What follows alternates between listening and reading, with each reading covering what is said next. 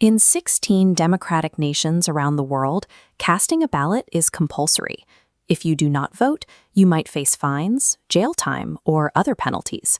But in the United States, heading to the polls is entirely voluntary. To get the democracy you want, you have to know how the system works. We are going to walk through the exact steps you need to take, from filling out your initial registration to securely casting your final ballot. This checklist shows the basic standards set by federal law.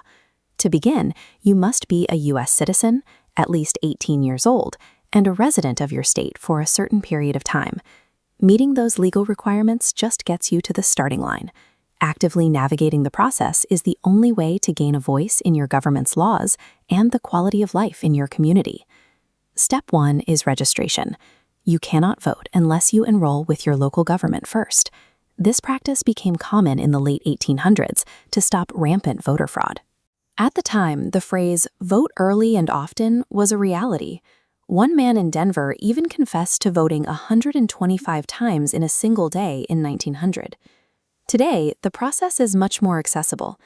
In 1993, Congress passed the National Voter Registration Act, making forms available at your post office, motor vehicle department, and other government agencies.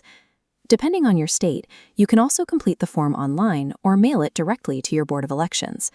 If you need assistance, many nonpartisan groups work to help people navigate the registration process as part of their mission to improve the democratic process, like the League of Women Voters and Kids Voting USA. Political parties and campaign staff are also eager to help you register.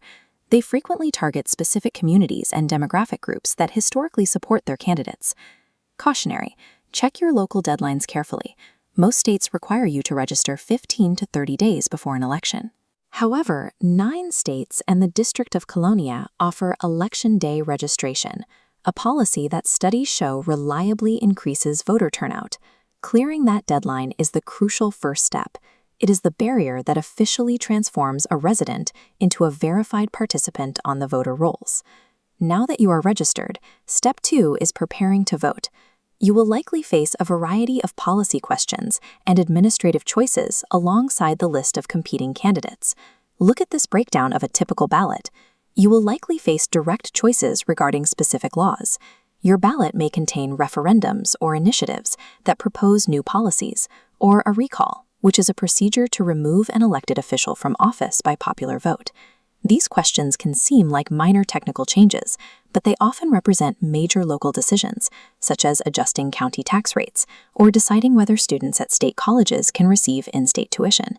Entering the voting booth without researching your sample ballot beforehand means you will likely end up skipping questions. If you do that, you throw away your voice on the policies that affect your immediate community the most. Step 3 is selecting your method. The traditional route is voting in person on Election Day. If you choose this, your city or county assigns you to a local precinct, usually a nearby school or library that serves between 200 and 1,000 voters. But you do not have to wait for Election Day. 33 states and the District of Columbia allow early voting. This gives you a window of about 3 weeks to cast your ballot in person, and you do not need to provide any excuse or justification to do so. Another option is the absentee ballot. Currently, 27 states allow you to vote absentee without providing a reason.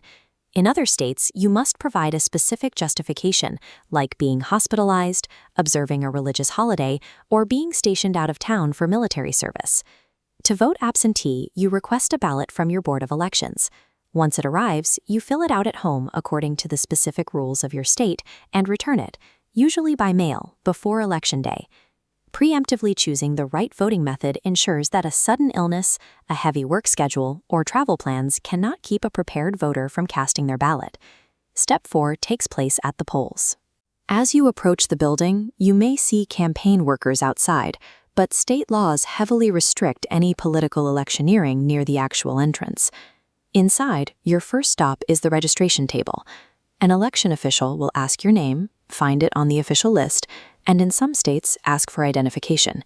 You will sign the registry, receive your ballot, and head to a private voting booth.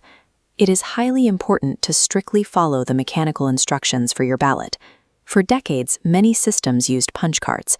During the tight 2000 presidential election in Florida, many cards were punched incorrectly or incompletely, forcing officials into a massive, difficult manual recount. Since then, many states have modernized by switching to digital touchscreen systems. However, voters still must carefully verify their choices. In 2008, a programming error on touchscreens caused votes to be lost in several county elections. If you need help with the machinery or the language, you are legally entitled to receive it. Under the Voting Rights Act of 1975, assistance is available for voters with disabilities, and many areas provide election materials in multiple languages, such as Spanish in Texas or Ilocano in Hawaii. The polling place is a highly regulated, secure environment. It is designed to accomplish one goal: ensuring that every verified citizen casts exactly one legally sound and secret vote. The voting process concludes the exact moment you submit your ballot. Whether you are tapping a final confirmation on a screen or sliding your paper ballot into an optical scanner, that physical action finalizes your choices. As you leave, you might see media outlets projecting winners based on exit polls, but the actual back-end process of officially counting those votes takes much longer. Look at this diagram of the vote counting flow. When the polls close, local precincts forward all ballots to a bipartisan city or county canvassing board. This local board tallies the returns and sends them up to the state authority, which officially certifies the final results. By taking the time to register, research your local measures, and select the right voting method, you have successfully navigated the system.